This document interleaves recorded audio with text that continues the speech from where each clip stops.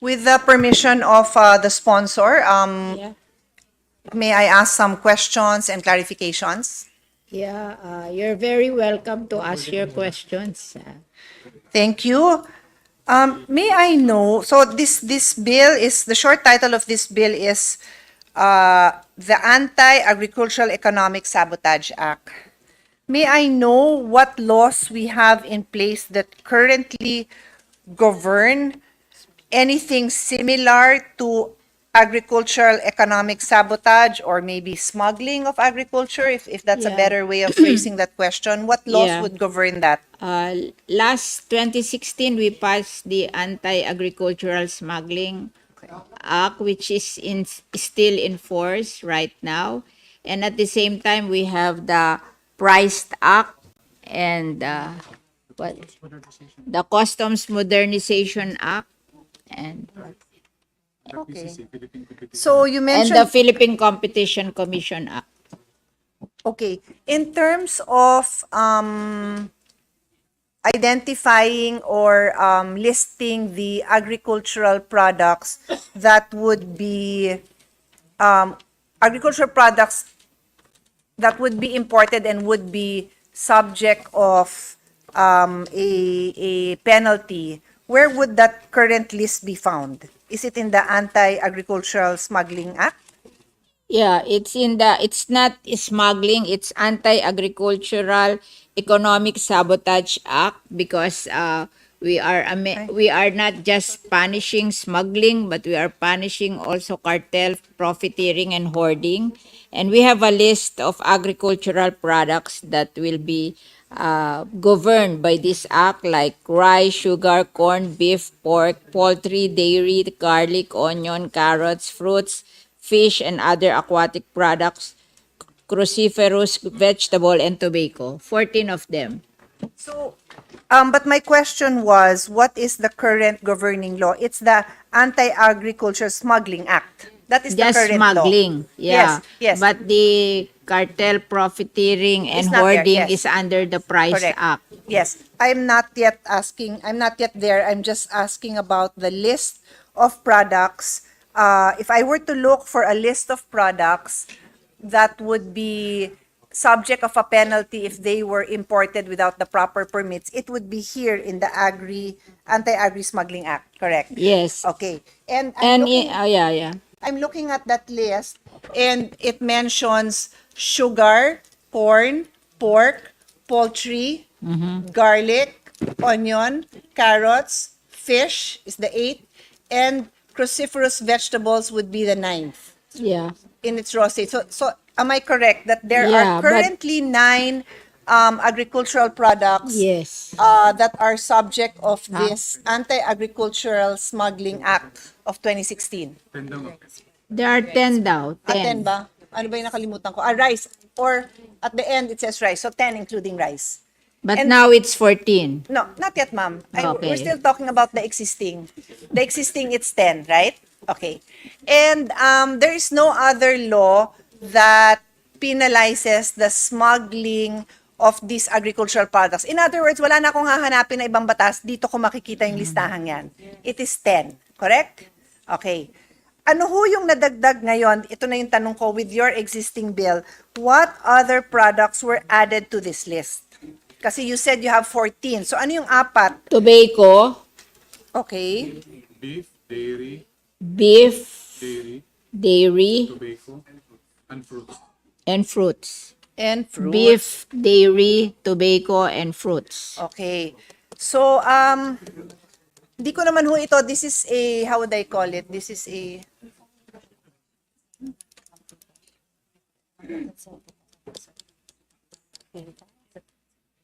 anyway, I'd like to illustrate, no, this is not necessarily for Her Honor, but for anyone listening to us.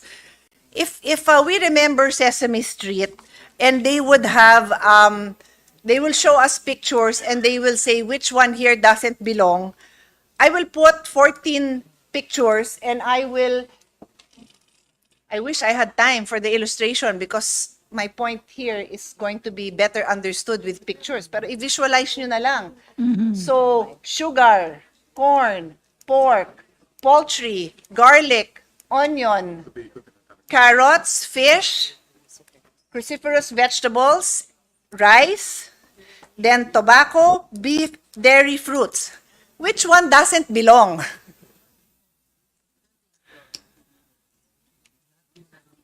May idea ho ba ang resource persons natin, Your Honor? Kasi sila naman siguro nag-propose nito. Which one doesn't belong? They all belong. Tobacco is considered an agricultural product from the definition of WTO and Customs Modernization Act.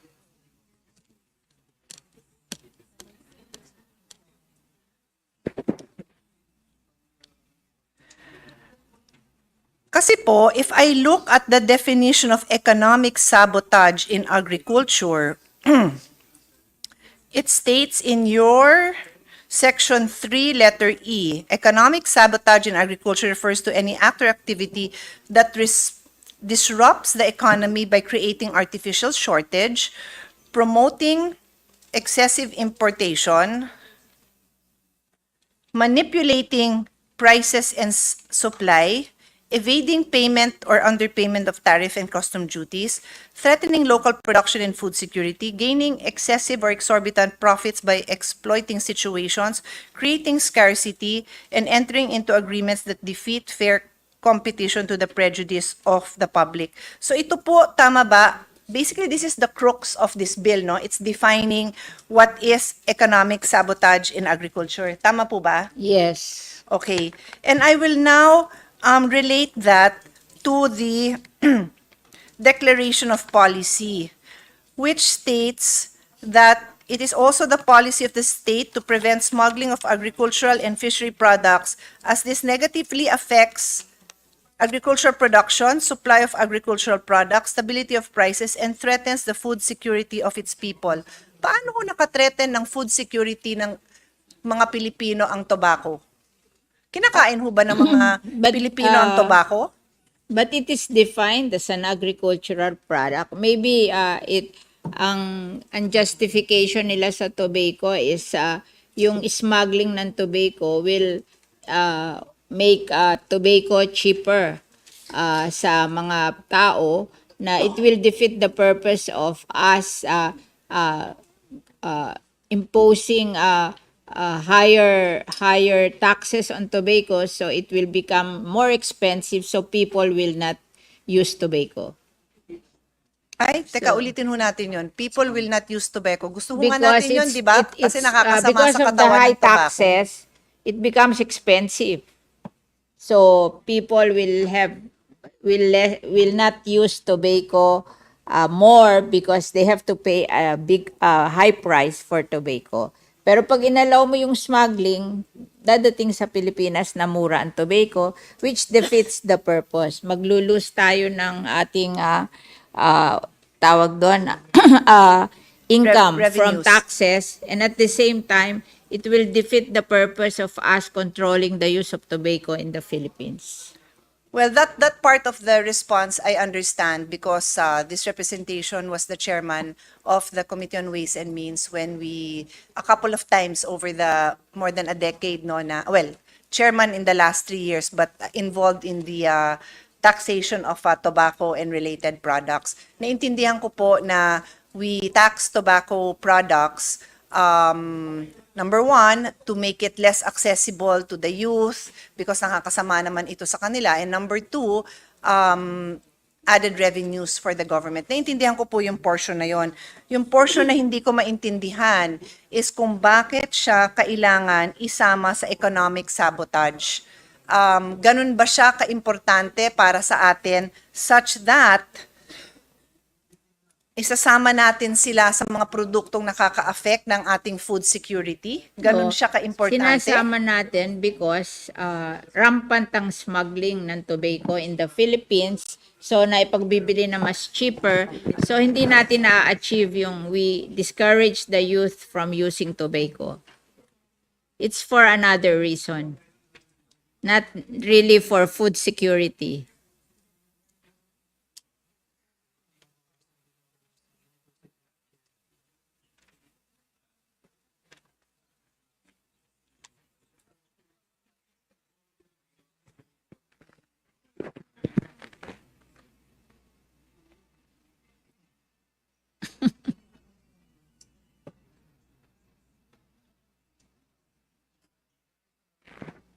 Which one is that? Negative.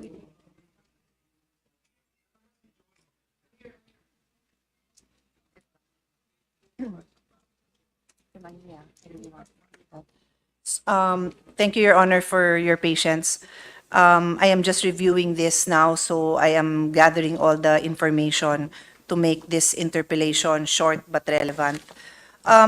So as I mentioned, I take the position that I think it's common sense to the average person, even a child, that a tobacco product would not be part of that list of uh, agricultural products that are truly essential to food security. But it is essential for our health that we control the cheap tobacco coming into the country. For our health. Because if it's cheaper, then more young people will use tobacco. That will But Your Honor, later on I will give I will give some I will give enumeration of other products that are also harmful, but are not now part of this economic sabotage. In other words, we are singling out these tobacco products and including it in what is otherwise a very, very important list of products essential to food security.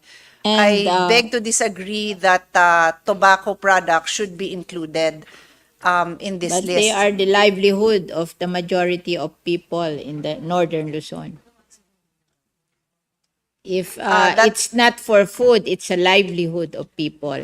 And I want to inform you that we earn a lot from tobacco now because it is being exported to the United States because it is being used to wrap the cannabis which is legal in the United States. Kaya nagkaroon ng panibagong demand for tobacco in the northern Luzon. So, and I guess Well, what we'd like to point out as the chairperson of the Senate Committee on Sustainable Development Goals, Innovation and Futures Thinking, it is also important that we have a whole of government approach. When we choose to rely on a harmful product as the source of livelihood of our people are exposed But to the we are ill not, effects of, may I just Yeah. finish my statement? Our people are exposed to these harmful products, and it does not, with all due respect, justify promoting this livelihood if in fact there are other products that can be promoted that are less harmful or if possible not harmful to our Filipino kababayans, in the Filipino farmers in particular. In fact, that is the reason why we have a law giving the share of the revenues from the tobacco products to certain regions, precisely so that they would promote the promotion of alternative products.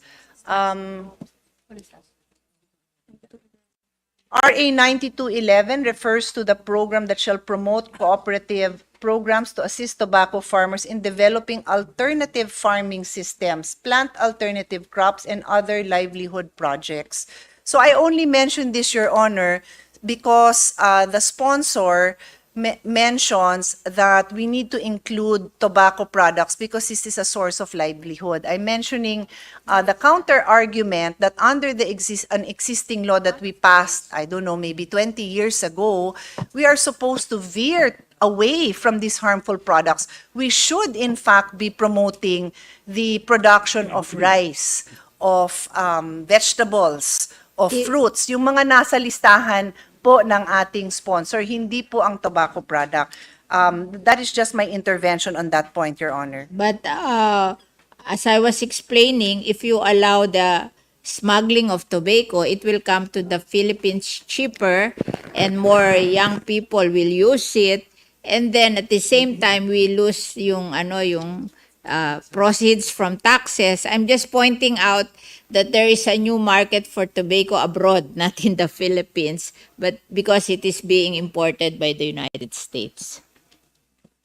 Imported by the United States.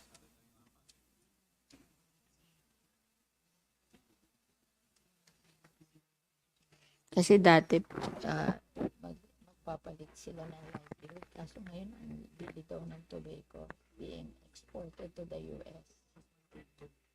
Nagbuboom ang tobacco. But not for us. To be clear, Your Honor, and I should have said this at the start of my interpellation, I support this bill of Her Honor. It is a very good bill. I support and I agree with the statement of Her Honor na galit siya dito sa mga smuggler na ito. Full support po ako dyan. Ang kaisa-isa kong issue ay yung pagsama sa tobacco dyan. Kasi katulad po ng inyong paliwanag ngayon lang na dapat sugpuin ang pag-smuggle ng tobacco. Agree din ako doon kasi nga ako nga po ang chairman nung isinulong natin ang sin tax law na kasama ang bagong sin product na vapes, no? And I agree wholeheartedly, pero may batas na ho tayong sumusugpo at nagbibigay ng penalty sa smuggling ng tobacco. Ang tanong ho is, wow ha, ang tobacco inelevate na sa kahalagahan ng ating mga pagkain that is essential to food security. Wow, kasi nga, yan ang gusto ng ating tobacco industry. And I'll tell you why this matters, Your Honor. During the interpellation of the minority floor leader, na pag-usapan niyo po yung role ng mga prosecutors, no? Tama ho ba yung intindi ko para hindi na ho ko nauulitin na there will be a special team of prosecutors, right? That is correct? Alam niya naman yan eh. Ano po? No. I'm just reading. No, Yes, I'm confirming, 'di ba? Parang nga hindi ko nauulitin, 'di ba? Yes, Tama. yes. So the answer is yes. So there's a special team of prosecutors. So in the news the other day, nakalagay doon na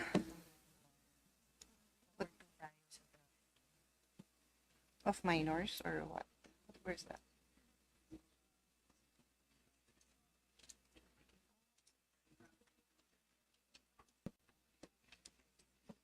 So in the news yesterday, it says there that the Philippines is number 2 in terms of child abuse cases and online child abuse. And I think everyone is aware that, our Deputy Minority Floor Leader is here on the floor with us.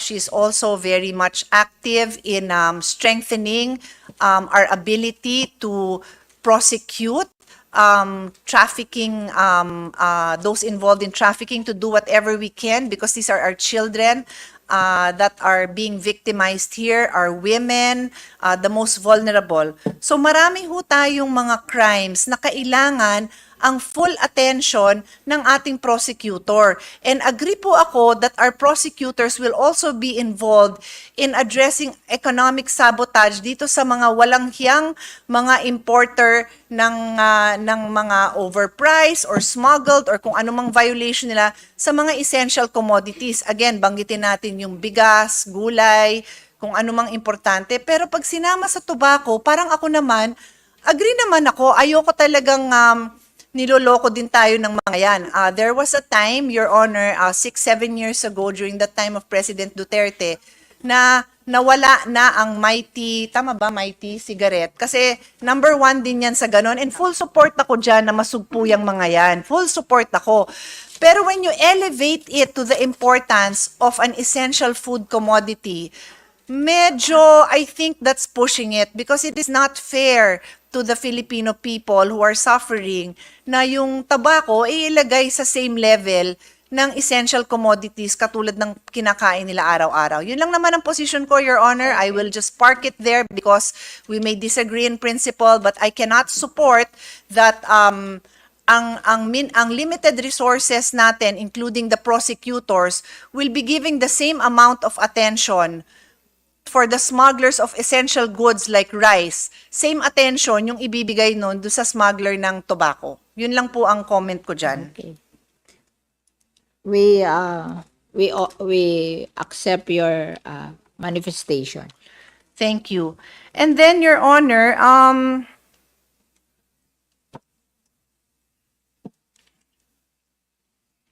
sa Section 12 naman, there is a list. This refers to the creation, establishment of an anti-agricultural economic sabotage council.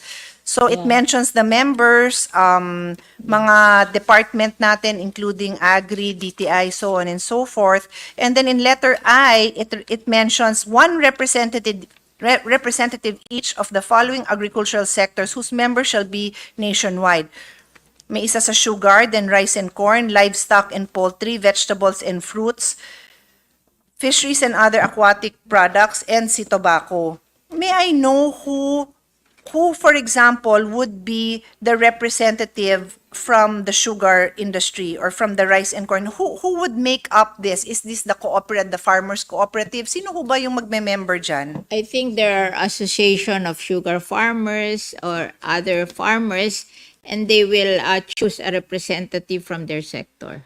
So, ganun There din. are always association of farmers in different places, and they choose their representative. So, sa tobacco, ganun din. It's the Yes. tobacco farmers. Okay. And then I will relate this to the question of the minority floor leader when he pointed out that in the early part of the bill, where you have an enumeration now of what are agricultural and fishery products, that section 3A, it refers to cruciferous vegetables, no? And then, itong section 12 yata, if I'm not mistaken, unless, am I mistaken? No, tama, 12. There is also, it also, I don't know, kasi parang ito yung na-refer ni Minority Floor Leader, vegetables and fruits. Pero I don't think that answered his question na ano ba talaga ang vegetables na sakop nito? Cruciferous lang or all kinds of vegetables? Cruciferous, magbaban din sila to form an organization. No, I think all vegetables naman. Pero meron talagang vegetable na parang talagang ini-smuggle. Hindi naman lahat ng vegetable ini-smuggle. So, they are just choosing the ones which are really smuggled. Oo. Kaya medyo may qualification sa iba nga very specific na it's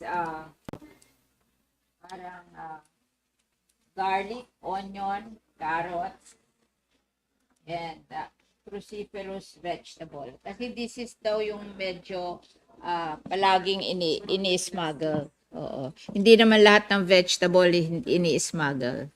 No, but in terms of defining the subject of the crime, we need to be very specific. If you include the word cruciferous to describe vegetables here, then we cannot include non-cruciferous vegetables. Is that clear? So in other Yes, words, yes. tomato, hindi naman cruciferous yun, di ba? Smuggle yun. Oh, pero hindi cruciferous We will yun. not include none Kaya nga. cruciferous. So, So, yung parang sinasabi nila yung cruciferous vegetable ang ini-smuggle. and you're sure, kasi this law is not meant to be amended every year. Hindi natin to pwede balikan tapos, Sino ay, ang kasama. nag-ano Ba't hindi nyo na lang isama? Kasi, Yeah. alam mo, I'm really shocked. Si tobacco, excited kayong isama, pero yung ibang gulay, di nyo isasama? Hindi ko talaga maintindihan. No, they are not being smuggled naman eh. Kasi meron talagang may tendency to smuggle. Alam mo kasi tingin ko yung tomato mabubulok eh pag in-import mo. Maybe we can import tomato na canned but not fresh, no? How about potatoes? Pinili nila yung madaling smuggle, yung talagang may tendency i-smuggle. How about Like potato? garlic, onion, and carrots.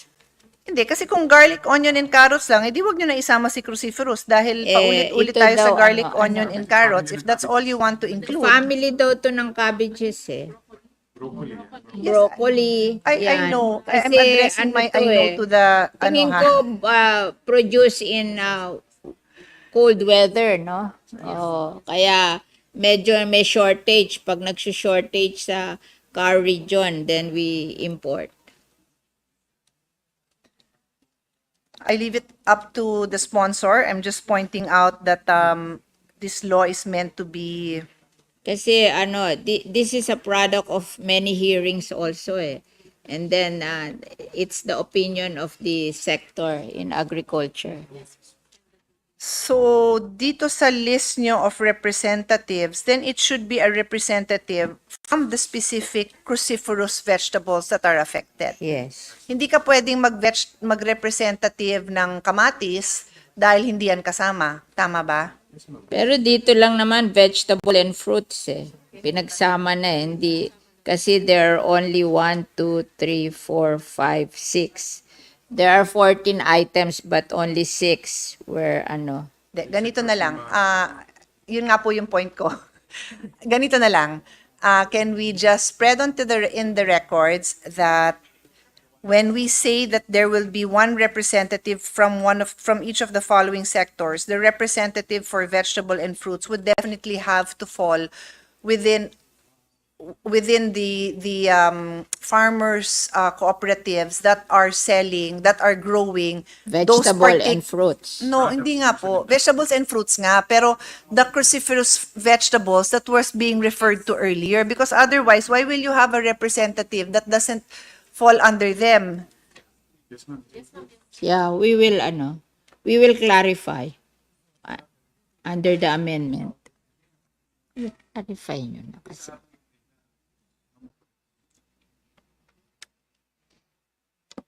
And then you state their vegetables and fruits. For something so important, pinagsama pa yon. So, mag-aaway pa si vegetables and fruit representatives. So, sino sa kanila ang pwedeng makasama dyan? Isa lang. Buti pa si tobacco. Solong-solo niya yung space niya. Totoo naman po. Kaya kayo natatawa eh. Ay, nako. Di ba? Mag-aaway pa sila. Wala pa silang voice. This is subject to amendment. You can amend. Si rice tsaka si corn, naghahati din. Pero si tobacco is all alone with one voice equivalent to everybody else. Di ba? I mean, Your Honor, yun lang talaga. So we can include tobacco with what? Kasi doesn't belong nga eh.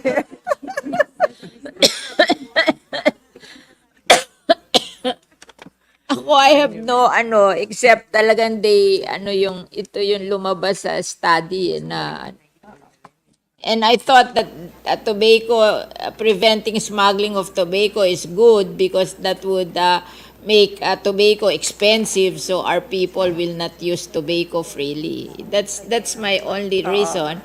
And it's a source of income for our economy. So, And I agree 100% with Her Honor. I'm against Yeah. smuggling of any kind, including tobacco, but it is already covered by existing laws.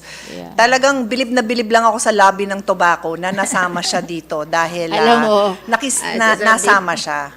Eh, alam ko yun kasi sinabi pa sa akin talaga nung tobacco industry na eto plano nila eh.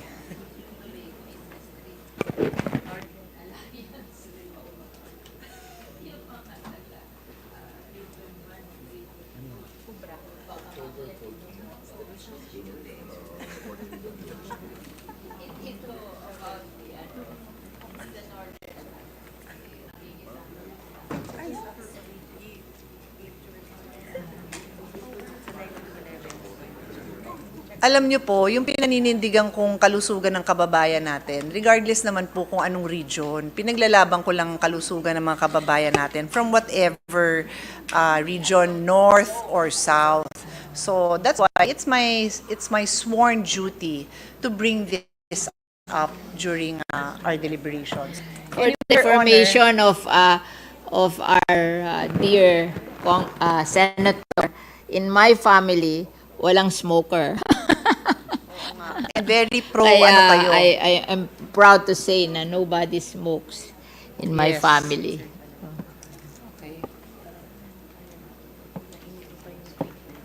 Kaya lang sa Northern Alliance, hindi mo inaaway, dami nilang boto. Pero tama yung sagot mo, ma'am. Ano, sasama natin sa Domingo. Ano nga? Pag-asarin mo, pag-asarin mo.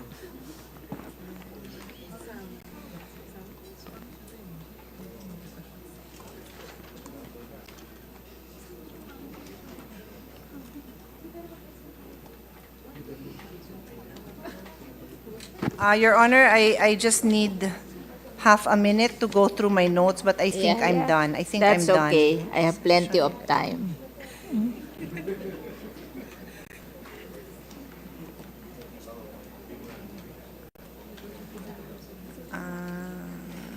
Yes, Your Honor. I saw my notes. Section 11 refers to penalties.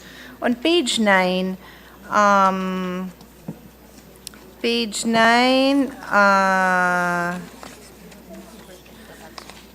line 17, the paragraph reads, provided further that any person found guilty under this act shall also suffer the penalty of perpetual absolute disqualification to engage in any business involving importation, transportation, storage, and warehousing, and domestic trade of agricultural and fishery products. To be honest, Your Honor, I like this. Kasi yung gumagawa ng karumal-dumal na smuggling na yan, talagang gusto ko na silang mawala sa mundong to no? However, and I hope the minority floor leader is following, I don't know if that's unconstitutional, if you can prevent somebody in engaging in a trade. Page 9, line 17. Kung nahuli ka. If you are found guilty, the penalty is perpetual absolute disqualification to engage in any business involving importation, transportation, storage, and warehousing, and domestic trade of agriculture and fishery products. I've never heard of this kind of penalty. I love it, to be honest. I am conflicted. Kasi nga, ayoko na talagang makita yung mga mukha nila, mga pangalan nila, yung mga anak-anakan nila to do these things. But I am not aware if we can do that. You can prevent them, just to let me finish lang po, you can prevent them from doing business with government and getting a permit.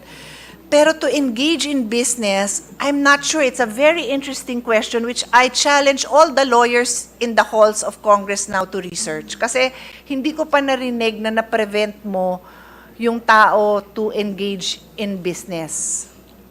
I just want to inform our good senator that it is already found in Section 4 of Republic Act number 10845 or the Anti-Agricultural Smuggling Act of 2016. So my question remains, Yeah. baka unconstitutional po yun. Again, it is just a question. I put it out there. I will also study it, pero I hope we can all study it kasi sabi ko nga kung ako gusto ko rin gawin yan, pero we need to be constitutional, no? And I think this is my last point, Your Honor. In the same section, the next paragraph states, provided furthermore that the agricultural and fishery products subject of the prohibited acts and the properties used in the commission of the crime of agricultural economic sabotage, such as but not limited to vehicles, vessels, aircraft, storage area, warehouses, boxes, cases, trunks, and other containers of whatever character used as receptacles of agricultural and fishery products shall be confiscated in favor of the government. Paano kung nag-rent lang ng warehouse at wala namang alam si warehouse na nagva-violate po ng crime yun? Paano din kung nag-rent lang ng vehicle? How can you That's categorically why say that I it will think be it is confiscated? provided there so that people are more careful of dealing with smuggler and these people, you know. And that is a very fair warning, but when we put it in a law, it is a deprivation of property, which is enshrined in the Constitution. We cannot deprive anyone of life, liberty, or property without due process of law. Yeah, there will be due So- process, but it's used in a commission of a crime, so it can be held. May I request the lawyers to Yeah. review this? Kasi medyo maraming provisions na possibly unconstitutional. Hindi ko na uulitin yung mga pinoint out ni Minority Floor Leader. Lista But na lang. I love this law, as I said. I just don't like tobacco being elevated to the level of basic necessities. But otherwise, I'm very supportive. Gusto kong itapon sa Pacific Ocean, kawawa ang mga isda na makasama tong mga smuggler na to. Kaya I support, kaya ayoko lang maging unconstitutional, Your Honor.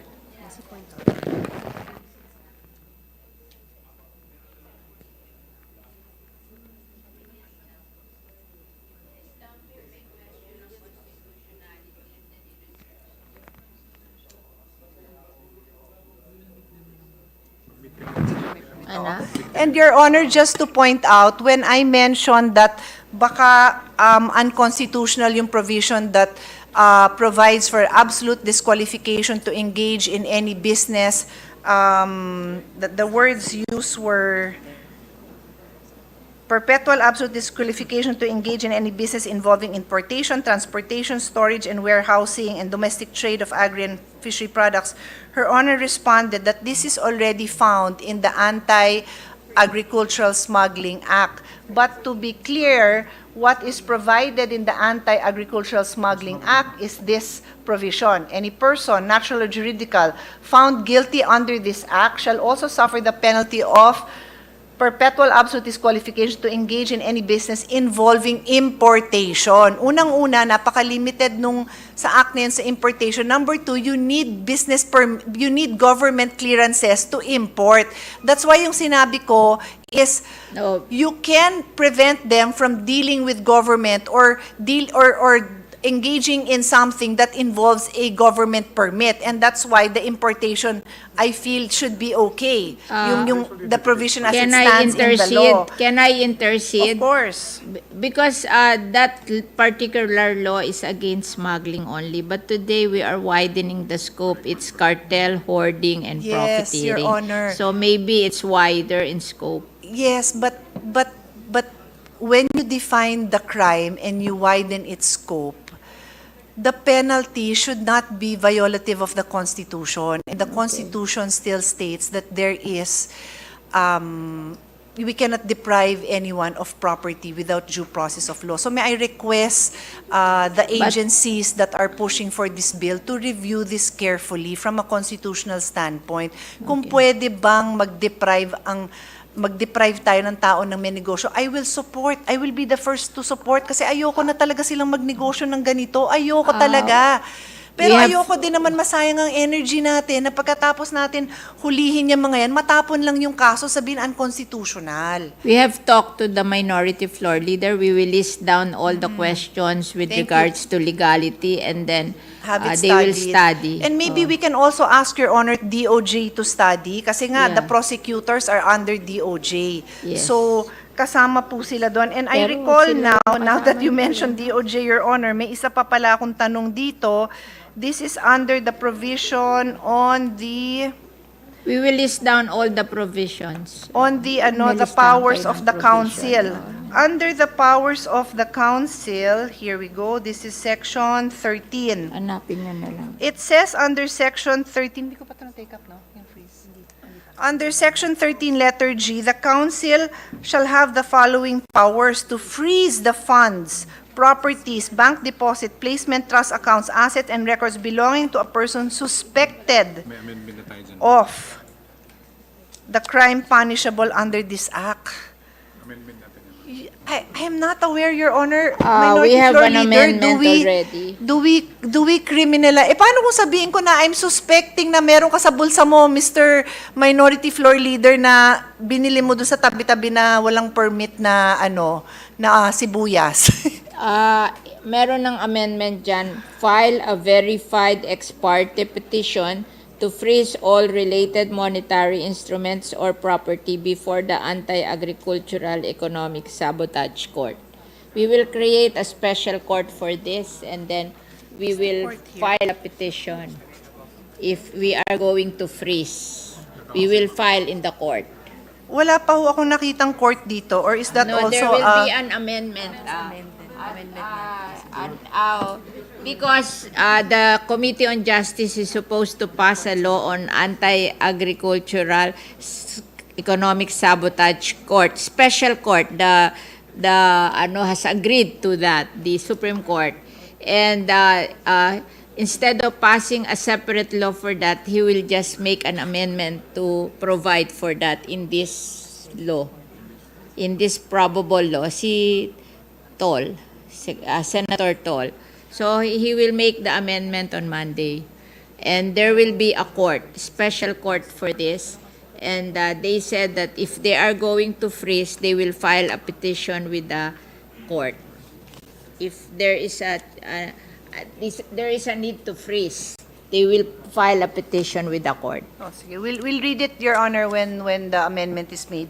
Yeah, And then on yeah. the same provision, Section 13, letter M, it also gives the council the power to hold in custody and dispose of confiscated, seized, and or surrendered agricultural and fishery products subject of the crime of economic sabotage. That's a very vague word, yung subject of the crime. Na-convict na ba? Na-filean ba ng kaso? Yeah. We Hindi nga just, ho. we will not dispose unless Oo. the But the court choice has- of words, baka naman the team the court has can work with let's improve it, Your Honor. I know this is a priority bill, pero hindi personally ako hindi ko kaya tong i-review lahat ng pati mga small words like this, because this violates basic rights. Even though gusto ko ngang itapon yung mga yan sa kung saang seventh level of hell. Pero we still have to be constitutional in our approach. Until finality. So, pa-review nyo naman po sa mga lawyers ng maayos. The properties daw will be held in custody until the finality of the case. But when you hold it in custody, you're also depriving somebody of their rights, ha? So, I need to understand siya that ng carefully. crime, tapos ginamit niya yung property na yun, hindi ba talaga naman sinisis yung property na ginamit mo for a crime? Yes, I have no question with that. I am simply saying that you write it out properly so that the process there would be clear, because Maybe you at can a make the glance, amendment to write it out hindi properly. po ma'am, sana naman yung team na nandyan will also write it properly, kasi kami naman ay nagmamalasakit lang na hindi mabato itong bill natin with so many unconstitutional provisions. We know Her Honor is very passionate about it. I share the passion except for the tobacco part. Pero let naman the team do the work naman. There is a provision daw for custody and disposition. There is a section 16 na in-enumerate yung custody and disposition na with to clear up the process. Yeah, it still says the word subject of the crimes. I don't know what that means. Sorry for my ignorance. I don't know what it means, subject of the crime.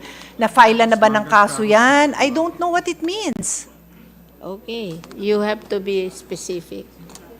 Gusto nila specific na specific. Paano mo na lang?